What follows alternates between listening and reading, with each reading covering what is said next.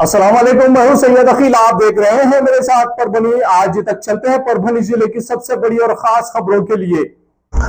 परभनी विधानसभा मतदार संघ 2024 के यहाँ पर जिस तरह से इलेक्शन चालू है उसी का प्रचार परभनी शहर में, परभनी शहर के साखलापात प्लॉट प्रभाग नंबर 16 यहाँ पर सैयद फारूक बाबा जो नगर सेवक प्रतिनिधि है यहाँ पर इनके वार्ड में पूरी तरह से मोहम्मद गौस जैन साहब ये अपनी शहनाई लेकर यहाँ पर इनके वार्ड में जिस तरह से प्रचार करते हुए नजर आ रहे हैं, और प्रचार ही नहीं कर रहे हैं बल्कि पूरी तरह से इन्होंने महिला और पुरुष की एक रैली भी निकाली है और पूरे वार्ड से हजारों की तादाद में इस रैली में लोग यहाँ पर मौजूद थे। जिस तरह से सैयद फारूक बाबा ये इस एरिया के नगर सेवक है और सैयद फारूक बाबा इन्होंने इस जरिए से, इस रैली के जरिए से ये मैसेज दे दिया है तमाम उन लोगों को कि सैयद फारूक बाबा इनकी यहाँ पर किस तरह से जान पहचान है और यहाँ पर किस तरह से इनका वर्चस्व प्रस्थापित किया हुआ है। मोहम्मद गौस जैन साहब ये अपनी शहनाई लेकर परभनी शहर के हर वार्ड में घूमते हुए नजर आ रहे हैं और आने वाले 20 नवंबर 2024 को जिस तरह से यहाँ पर मतदान की प्रक्रिया शुरू होने वाली है, मतदान आपको डालना है।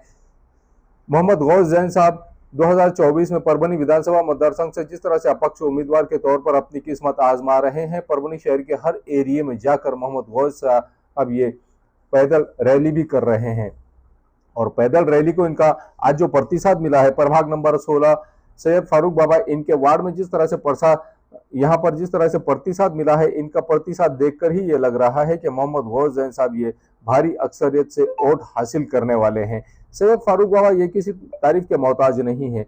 सैयद फारूक बाबा एक ऐसे नगर सेवक है जो पिछले कई वर्षों से लगातार परभनी वासियों की खिदमत अंजाम दे रहे हैं और परभनी शहर के साकलाबाद प्लॉट, गंगाखेड़ नाका यहाँ पर जिस तरह से इन्होंने अपना वर्चस्व बनाकर रखा है, उसी के चलते यहाँ पर सैयद फारूक बाबा इनके तमाम ही पदाधिकारी और कार्यकर्ता इस रैली में बड़ी तादाद में यहाँ पर मौजूद थे। इन्हीं के साथ में माजी नगर सेवक अहद खान इनकी भी मौजूदगी थी। इसी के साथ में परभनी शहर महानगर पालिका के प्रभाग नंबर 11 के माजी नगर सेवक जावेद भैया ARTC, जावेद भैया अब्दुल रशीद ये भी यहाँ पर मौजूद थे। इन्हीं के साथ में यहाँ पर बड़ी तादाद में लोग मौजूद थे। जिस तरह से यहाँ पर लोग आ रहे हैं और इस रैली में अपना हिस्सा लेते हुए नजर आ रहे हैं। परभनी शहर महानगर पालिका के प्रभाग नंबर 16 में जिस तरह से रैली निकाली गई है और इस रैली में हजारों की तादाद में महिला और पुरुष जब मौजूद थे, यहाँ पर रैली को शूटिंग करते समय हमें जो अड़चन जा रही थी वो इसके लिए अड़चन जा रही थी कि यहाँ शूटिंग करे तो कहाँ से करे और कहाँ तक करे, क्योंकि तो रैली ही इतनी बड़ी थी। सैयद फारूक बाबा इन्होंने जिस तरह से अपने वार्ड में इस रैली को निकाला और रैली को निकालकर ये मैसेज दे दिया है कि इस वार्ड के लोग अब सैयद फारूक बाबा इनके कहने पर ही मतदान करेंगे, ऐसा महसूस हो रहा है। अब आने वाले वक्त में किस तरह से कौन किसको मतदान करता है और कौन किसकी सीट को यहाँ पर कामयाबी देता है, कौन से मतदाता है किसके फेवर में मतदान करते हैं, ये आने वाले 23 नवंबर 2024 को जब रिजल्ट लग जाएगा और परभनी विधानसभा मतदार संघ में जो भी आमदार बनेगा तब पता चल जाएगा कि हकीकत में किसे परभनी विधानसभा मतदार संघ की जनता ने कॉल दिया है और किसे यहाँ पर भारी अक्सरियत से यहाँ जिताने के लिए परभनी विधानसभा मतदार संघ के लोगों ने, मतदाताओं ने किसे वोट किया है। यह आने वाले 23 नवंबर 2024 को पता चल जाएगा। लेकिन हर व्यक्ति, जितने भी कैंडिडेट यहाँ पर परभनी विधानसभा मतदार संघ से अपनी किस्मत आजमा रहे हैं, ये तमाम लोग मेहनत भी कर रहे हैं और इन तमाम लोगों का साथ इनके दोस्त अहबाब देते हुए नजर आ रहे हैं। जो व्यक्ति जिसे पसंद करता है तमाम लोग एक दूसरे का साथ देते हुए नजर आ रहे हैं। सैयद फारूक बाबा इन्होंने जिस तरह से मोहम्मद गौस जैन साहब इनके लिए काम किया है, ये सराहनीय काम है और इनका वार्ड जिस तरह से महफूज इन्होंने बना कर रखा है। सैयद फारूक बाबा ये पिछले कई वर्षों से अपने वार्ड में काम कर रहे हैं और इनके वार्ड को जिस तरह से सैयद फारूक बाबा इन्होंने चमकाया है, इनके वार्ड के नालियां, रास्ते मुकम्मल कर चुके हैं और अब आने वाले 2025 के परभनी शहर महानगर पालिका के इलेक्शन की इंतजार सैयद फारूक बाबा ये करते हुए नजर आ रहे हैं। लेकिन आज की डेट में जिस तरह से परभनी शहर के गंगाखेड़ नाका यहाँ पर एक रैली निकाली गई और पैदल रैली निकालने के बाद में परभनी शहर के कोतवाली पुलिस स्टेशन के PI संजय ननौरे साहब ये भी बंदोबस्त में यहाँ पर इस एरिया में मौजूद थे और जिस तरह से इन्होंने खुद यहाँ पर जाती तौर पर, संजय ननौरे साहब जाती तौर पर यहाँ पर खड़े रहकर इन्होंने इस रैली के लिए जिस तरह से यहाँ पर पुलिस प्रोटेक्शन दिया है और पुलिस प्रोटेक्शन में ही इस रैली को निकाला गया है और पुलिस की यहाँ पर मौजूदगी थी। इसके बाद में, इस रैली के बाद में मोहम्मद गौस जैन साहब इनकी परभनी शहर के गंगाखेड़ नाका यहाँ पर जिस तरह से इन्होंने डोर टू डोर मुलाकात की और एक रैली भी निकाली, और डोर टू डोर मुलाकात करने के बाद में इन्होंने अपना सिंबल भी यहाँ के मतदाताओं को बताया है कि कौन से सिंबल पर यहाँ इन्होंने मतदान करना जरूरी है और इनका क्रमांक कितना है। 14 क्रमांक के शहनाई पर ही मतदान करने के लिए मोहम्मद गौस जैन साहब इन्होंने तमाम ही लोगों से आह्वान किया, और उसके बाद में रैली मुकम्मल होने के बाद में जिस तरह से मोहम्मद गौस जैन साहब इन्होंने गंगाखेड़ नाका यहाँ पर एक रैली को सभा में जिस तरह से कन्वर्ट किया गया, और इस सभा में किस तरह की प्रतिक्रिया मोहम्मद गौस जैन साहब इन्होंने दी है, ये भी मुलाहिजा फरमा लीजिए। मैंने सुना है कि साकलाबाद का जो एरिया है वो लड़ने वालों को पसंद करता है, क्योंकि जब फारूक बाबा को टिकट नहीं दिया गया कॉरपोरेशन में, तो आप लोगों के भरोसे पे फारूक बाबा ने अपक्ष लड़ना पसंद किया। परभनी में सिर्फ 2 ही लोग अपक्ष लड़ रहे थे, मैं और फारूक बाबा। हमारे मोहल्ले ने भी, हमारे वार्ड ने भी मुझे वहां से जिता कर लाया, और आप लोगों ने भी अपनी ताकत फारूक बाबा के हाथ में रखी। उसके बाद में फारूक बाबा उस वक्त में जिन लोगों से जुड़े हुए थे उन्होंने अपनी वफादारी का सबूत दिया। मैंने फारूक बाबा को उस दिन कहा था, याद होगा फारूक बाबा जिस दिन रिजल्ट निकला, कि आप मत जाइए उनके साथ, वो वफादार लोग नहीं है।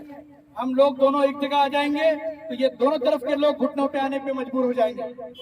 मगर फारूक बाबा ने अपना वादा दे चुके थे, अपनी वफादारी उन्होंने निभाई, और सामने वालों ने अपनी वफादारी निभाने के बजाय हमारे भाई को अकेला मजदार में छोड़ दिया। भाइयों, ये लड़ाई बस इसी नजरिए की लड़ाई है कि जो लोग इस्तेमाल करते हैं, जो लोग इस्तेमाल करने के बाद में आपको बीच राह पे छोड़ देते हैं, ये लड़ाई उसी के खिलाफ में है। कितनी चीजें देखी आपने, साकला प्लाट राजनीति के लिए कोई नया नहीं है। कितनी चीजें देखी आपने 2 महीने में, कितने लोगों को बिठाया गया, कितने लोगों को डराया गया, कितने लोगों को खरीदा गया। यहाँ पर जो आपके सामने जो बड़ी बड़ी बातें करते थे वो चंद सिक्कों में बिक गए और आज घर में बैठे हुए।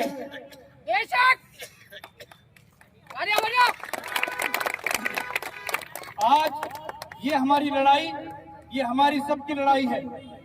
मैं यहाँ पर हिंदू भी है, मुसलमान भी है, दलित भी है और सब भी है। यहाँ पर सबसे बड़ा मसला परभनी का न जात पात है न धर्म है, यहाँ पर सबसे बड़ा मसला है रोजगार। अगर हमारे बच्चों को रोजगार मिलेगा, अगर हमारे बहनों को रोजगार मिलेगा, अगर हम सबको रोजगार मिलेगा तो हमारी जिंदगी खुशहाल होगी और हमारी जिंदगी अच्छी बेहतर बनेगी। और ये आमदार 10 साल से इसने सिर्फ चॉकलेट देने का काम किया, रोजगार के नाम पे एक लोगों को भी रोजगार नहीं दिया। आप बताइए, एक आमदार का क्या कर्तव्य होता है कि वो अपने लोगों के लिए काम करे, वो अपने लोगों के रोजगार के लिए काम करे। यहाँ पर अगर सनतें नहीं आएगी, यहाँ पर अगर कारखाने नहीं आएंगे, अगर यहाँ पर इंडस्ट्रीज नहीं आएगी तो फिर हमारे लोगों को काम कैसे मिलेगा। मैं खुद एक कृषि उद्योजक हूँ, मेरी खुद की एक छोटी मोटी इंडस्ट्री है। मुझे पता है कि परभनी में इंडस्ट्री कैसे लाई जाती है, मुझे पता है कि परभनी में निवेश कैसे आएगा, मुझे पता है कि यहाँ पर जब इंडस्ट्री आएगी तो यहाँ पर कितने लोगों को रोजगार मिलेगा। मैं आप लोगों से वादा करता हूँ कि अगर आप लोगों ने मेरे ऊपर ताकत रखी, अगर आप लोगों ने किसी के बहकाव में नहीं आया, अगर आप लोगों ने आपका वोट 14 नंबर के बटन पे दबाया और मैं जीत कर आया, तो इंशाअल्लाह आने वाले 5 साल में यहाँ पर इतनी इंडस्ट्रीज लाऊंगा कि तकरीबन 20,000 से 25,000 लोगों को रोजगार मिलेगा।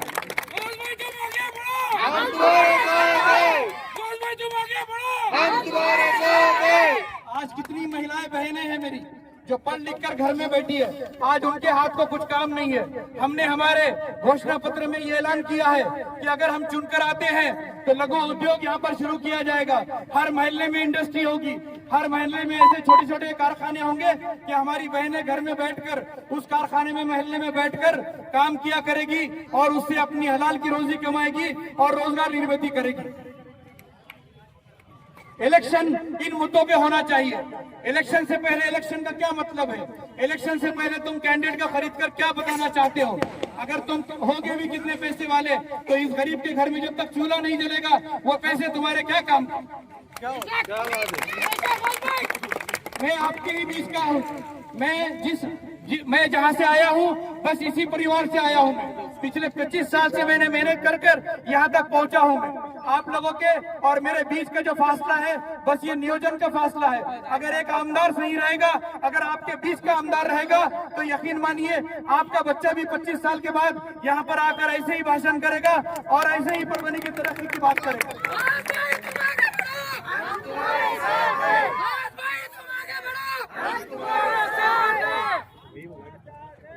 आने वाले 2 दिन, आने वाले 3 दिन और उसके बाद वो आने वाली काली रात 19 तारीख की आप लोग याद रखिए। सामने वाले आपके पास पैसे लेकर आएंगे, सामने वाले आपके पास बहुत सी चीजें लेकर आएंगे। आपके बच्चों का भविष्य खरीद रहे हैं। वो आपका पैसों से आपका वोट नहीं खरीद रहे हैं, वो आपके बच्चों का भविष्य खरीद रहे हैं, वो आपके बच्चियों का भविष्य खरीद रहे हैं। वो एक बार पैसे देकर आपके सामने से आएंगे, वोट लेंगे और जाएंगे। और जिस तरह से 10 साल इस आमदार ने आपको चॉकलेट दिया है उसी तरह से आने वाले 5 साल में भी चॉकलेट दिया जाएगा। तुम आगे बढ़ो, तुम आगे बढ़ो। हमारा नेता कैसा हो, हमारा नेता कैसा हो। आप जहाँ रहते हैं यहाँ से 10 किलोमीटर दूर पर MIDC का घोषणा हुई थी। यहाँ पर घोषणा होने के बाद गवर्नमेंट ने अपना एक रेट तय किया काश्तकारों के लिए, किसानों के लिए कि 25 लाख रुपए हेक्टेयर दिया जाएगा। इन्होंने अपने ही खुद के आंदोलनकारी भेजे, इन्होंने अपने ही खुद के लोग भेजे और वो आंदोलन को इतना बढ़ाया कि इंडस्ट्री आने से महरूम रह गई। इनकी नीयत साफ नहीं है, इनकी इच्छा नहीं है कि यहाँ पर इंडस्ट्रीज आए, इनकी इच्छा नहीं है कि परभनी में रोजगार निर्मित हो। अगर रोजगार निर्मित होगी तो फिर इनके पीछे फिरने वाला कौन रहेगा। अगर ये इंडस्ट्रीज यहाँ पर लेकर आते 10 साल के बाद, 10 साल पहले, तो अगर यहाँ पर इंडस्ट्री लेकर आते तो मुझे यहाँ पर भाषण करने की जरूरत नहीं पड़ती, मैं भी उनके साथ काम करने लग जाता। MIDC में 1995 की डेयरी बंद है, एक दूध डेयरी। 1995 में वहां पर 55,000 लीटर 55,000 लीटर पर डे वो कैपेसिटी की डेयरी बनाई गई थी। आज वो डेयरी का ये हाल है कि 5,000 लीटर मुश्किल से वहां पर दूध आता है। और अफसोस की बात यह है कि परभनी में आप जो दूध, पैकेट का दूध लेकर घर में जाकर चाय बनाते हैं वो परभनी का नहीं, किसी बाहर के शहर का है, किसी पश्चिम महाराष्ट्र के किसी डेयरी का है। वो वहां से आता है, आपको दूध बेचता है, प्रॉफिट लेकर वापस उधर चला जाता है। अगर आमदार बनकर आपने चुनके दिए, अगर आमदार बनकर चुनके दिए तो यहाँ से 1 किलोमीटर दूर MIDC है, यहाँ से 1.5 किलोमीटर दूर MIDC है। वहाँ पर हम 1 लाख लीटर पर डे क्षमता की हम डेयरी चालू करेंगे और 5,000 शेतकरी जो कुटुंब है, फैमिली है, उनको जोड़ने की कोशिश करेंगे। हमारा नेता कैसा है, हमारा नेता कैसा भाई, तुम आगे बढ़ो। साकला प्लॉट में भी कितनी अपनी गौरक्षण की जगह है, वहाँ पर हम डेयरी डाल सकते हैं। वहाँ पर हर महिला के नाम पे एक गाय हो सकती है। वो गाय का दूध वो डेयरी लेकर जाएगी और रोज आपके घर में पैसे आएंगे। ये जो 5 साल में आपको 500 रुपए देने का वादा कर रहे हैं, मैं अगर आमदार बनता हूँ तो नियोजन के जरिए आपके घर में रोज 500 रुपए लाने का इंतजाम करूंगा। क्या बात है, भाई तुम आगे बढ़ो, भाई तुम आगे बढ़ो। आज स्कूल देखिए, आज हमारे स्कूल देखिए, आज जिला परिषद के स्कूल हो या नगर परिषद के स्कूल हो, मैं हमारे पुलिस कर्मचारी यहाँ पर खड़े हुए हैं, मैं उनको ये पूछना चाहता हूँ क्या आप अपने बच्चों को आज के अवस्था में जिला परिषद या नगर परिषद के स्कूल में भेजना पसंद करोगे? अगर गरीब का बच्चा वहाँ पर अगर एजुकेशन हासिल नहीं करेगा तो फिर आगे वो बढ़ेगा कैसे? पूरे स्कूल पैसे वालों के स्कूल है, कहाँ से लाएगा गरीब 50,000 रुपये साल के? कहाँ से लाएगा गरीब 20,000 रुपये ऑटो के यहाँ से 2 किलोमीटर 3 किलोमीटर स्कूल में भेजने के लिए? ये सब मसले हमारे मसले हैं, ये सब मसले हमारे घर के मसले हैं। आपका घर का आदमी अगर आमदार बनेगा तो आपके लिए सोचेगा। अगर कोई सोने का चमचा लेकर पैदा होने वाला आमदार बनेगा तो वैसे ही दूर भागेगा जैसे वो 10 साल से आपसे दूर भाग रहा। इसलिए मेरी आप लोगों से ये गुजारिश है, मेरी आप लोगों से ये विनती है, ये जात पात का राजकारण बहुत हो गया। 40 साल हमने परभनी को किस अंधेरे में डाल दिया। 5 साल हम अच्छे से रहते हैं, 5 साल हम खुशहाल रहते हैं, 5 साल हमारे बीच में कोई झगड़ा नहीं होता, 5 साल हमारे बीच में कोई दंगा नहीं होता। इलेक्शन के टाइम पर कोई आता है, कोई बोलता है कि हम इधर की बात करेंगे, कोई बोलता है कि हम उधर की बात करेंगे, और बीच में दंगा के मामला भड़काता है और जातिवाद में मुसलमान एक तरफ और हिंदू एक तरफ। मुझे दोनों के वोट चाहिए, मुझे मुसलमानों के भी वोट चाहिए, मुझे हिंदुओं के भी वोट चाहिए, क्योंकि मैं दोनों के लिए काम करना चाहता हूँ। मैं आप लोगों से ये गुजारिश करना चाहता हूँ, मैं ये विनती करना चाहता हूँ मेरा बात खत्म करने से पहले, कि जब आप 20 तारीख को जाएंगे सुबह उठकर, तो अपने अपने जो ईश्वर है, अपने अपने जो खुदा है, अल्लाह है जो आपका, उनसे आप दुआ कीजिए कि आपके बच्चों के हक में जो सही हो, आपके बच्चों के भविष्य के हक में जो सही हो, बस उसी को आपका मतदान कीजिए। आप पैसे किसी की भी खाइए, अगर जो मैंने ऐसा सुना है फारूक बाबा, मैंने ऐसा सुना है कि चॉकलेट सम्राट, उसके साथ जो कॉर्पोरेटर्स जुड़े हुए हैं, ऐसा सुना है मैंने कि वो 5-5 हजार रुपये पर वोट के हिसाब से उनको पैसे देने वाला है। पूरे पैसे लो आप, वो आप ही के पैसे है 10 साल कमाए हुए, मगर वोट ट्रम्प कार्ड के निशान पे डालना, 14 नंबर के निशान पे डालना। जो भी कॉर्पोरेटर उससे जुड़ा हुआ है, उसका गला पकड़ो प्रचार करने से पहले कि पैसे तूने जो लिए हमारे वोटिंग के, पहले वो दे और उसके बाद बात कर। हम गरीबों की लड़ाई लड़ रहे हैं, हम वंचितों की लड़ाई लड़ रहे हैं, हम ऐसे लोगों की लड़ाई लड़ रहे हैं जो पीछे रह गए हैं। उन लड़ाई में मैं आपका भाई बनकर, मैं आपका बेटा बनकर आपके सामने आया हुआ हूँ। 20 तारीख को जब जाएंगे आप वोटिंग के लिए, तो मेरा घोषणा पत्र पढ़िए, मेरे मुद्दे पढ़िए, और वो उस मुद्दे के ऊपर भी मुझे वोट करने की कोशिश कीजिए। बस यही मेरी आपसे विनती है और यही मेरी आप लोगों से गुजारिश है। बहुत बहुत शुक्रिया। ये न्यूज कवर किया हमारे परभनी आज तक के कार्यकारी संपादक बाबरुद्दीन सिद्दीकी, 24/7 माझा महाराष्ट्र न्यूज चैनल के कार्यकारी संपादक Sattar Khan Pathan, the fact today के कार्यकारी संपादक सलीम खान और जुल्फुसर, परभनी टुडे के कार्यकारी संपादक सैयद अयान, परभनी आज तक के मराठवाड़ा ब्यूरो चीफ सोहेल तांबोली, 24/7 माझा महाराष्ट्र न्यूज चैनल के मराठवाड़ा ब्यूरो चीफ फिरोज खान पठान, परभनी आज तक के जिला प्रतिनिधि सैयद मोबिन सैयद इस्माइल, परभनी आज तक के परभनी शहर प्रतिनिधि शेख सद्दाम शेख निजाम, 24/7 माझा महाराष्ट्र न्यूज चैनल के परभनी जिला प्रतिनिधि शमीम खान पठान, महबूद खान पठान, मुन्ना खान पठान, और उसी के साथ में परभनी आज तक की कार्यकारी संपादक शेख शहनाज, इन्होंने मिलकर मैं हूं सैयद अखिल। आप देखते रहिए मेरे साथ परभनी आज तक। आप हमारे चैनल को सब्सक्राइब करें, सब्सक्राइब करने के बाद बेल आइकन का बटन जरूर दबाएं। उसी के साथ आप हमारे चैनल को लाइक करें, शेयर करें और कमेंट करना ना भूलें। आप हमें Facebook, Twitter, Instagram, Telegram, WhatsApp और यूट्यूब पर भी फॉलो कर सकते हैं। डिस्क्रिप्शन बॉक्स में इन तमाम सोशल मीडिया पर जितने भी हमारे प्लेटफॉर्म है, इन तमाम की लिंक दी हुई है, आप इसे जरूर फॉलो कर सकते हैं। मुझे दीजिए इजाजत। जय हिंद। अस्सलाम वालेकुम, मैं हूं सैयद अखिल। आप देख रहे हैं मेरे साथ परभनी आज तक। ये परभनी शहर का इफ्तिखार पार्क और इफ्तिखार कॉलोनी का एक रास्ता है जो धार रोड से होता हुआ, ये सीमेंट का रास्ता आप मेरे पीछे देख रहे हैं जो इफ्तिखार कॉलोनी को जा रहा है। स्काईलाइन कंस्ट्रक्शन की जानिब से ये सर्विस दी जा रही है और एनए कलेक्टर लेआउट जो यहाँ पर प्लॉटिंग निकाली गई है स्काईलाइन कंस्ट्रक्शन की जानिब से, ये सुविधा परभनी शहर के धार रोड से होते हुए इफ्तिखार कॉलोनी में और इफ्तिखार पार्क में डायरेक्ट ये सीमेंट रास्ता दिया गया है और ये रास्ता पूरी तरह से उस कॉलोनी को जोड़ने के लिए दिया गया है। हम आपको पूरा रास्ते का लोकेशन देते हैं कि किस तरह से धार रोड से होता हुआ ये इफ्तिखार कॉलोनी और इफ्तिखार पार्क को ये रोड रास्ता, सीमेंट रास्ता अटैच हो रहा है। ये सर्विस सिर्फ इफ्तिखार कॉलोनी के वासियों के लिए ही स्पेशली दी गई है। परभनी शहर के धार रोड से होता हुआ जो सीमेंट रोड है, ये सीमेंट रोड स्काईलाइन कंस्ट्रक्शन के सर्वे सर्वा मेराज सिद्दीकी इनकी जानिब से बनाया गया है इफ्तिखार पार्क और इफ्तिखार कॉलोनी के लिए। जो रास्ता हम आपको बता रहे हैं, ये जो लोकेशन हमने आपको बताया है, ये धार रोड से होता हुआ इफ्तिखार कॉलोनी और इफ्तिखार पार्क के लिए स्पेशली ये जो रास्ता बनाया गया है सीमेंट रास्ता, ये यहाँ से टर्न होता हुआ ये इफ्तिखार कॉलोनी और इफ्तिखार पार्क में इस तरह से जा रहा है। ये नज़ारा हम आपको सिर्फ और सिर्फ परभनी आज तक पर बता रहे हैं। ये नज़ारा आप देख लीजिए कि किस तरह से यहाँ से शुरू हो रही है इफ्तिखार पार्क और इफ्तिखार कॉलोनी की ये प्लॉटिंग। रास्ता तो आपने देख लिया है कि किस तरह से यहाँ पर इफ्तिखार पार्क और इफ्तिखार कॉलोनी में आने के लिए जो लोकेशन हमने आपको बताया है, धार रोड से होता हुआ जो सीमेंट रोड स्पेशली बनाया गया है स्काईलाइन कंस्ट्रक्शन की जानिब से, ये इफ्तिखार कॉलोनी और इफ्तिखार पार्क की एनए लेआउट की पूरी प्लॉटिंग है। और एनए लेआउट की पूरी प्लॉटिंग आप ये देख लीजिए कि यहाँ पर लाइट की सुविधा किस तरह से अवेलेबल करा कर दी गई है और लाइट की सुविधा के अलावा यहाँ पर हर प्लॉट के सामने 2 झाड़ लगाए गए हैं। ये झाड़ भी देख लीजिए 15 से 20 फीट ऊंचे ये झाड़ है और हर प्लॉट के सामने झाड़ है। हर प्लॉट के सामने नल का कनेक्शन है। हर प्लॉट के सामने नाली बनी हुई है। सीमेंट और कंक्रीट में जो नाली बनी हुई है, ये नाली भी स्पेशली इस प्लॉटिंग के लिए ही बनी हुई है।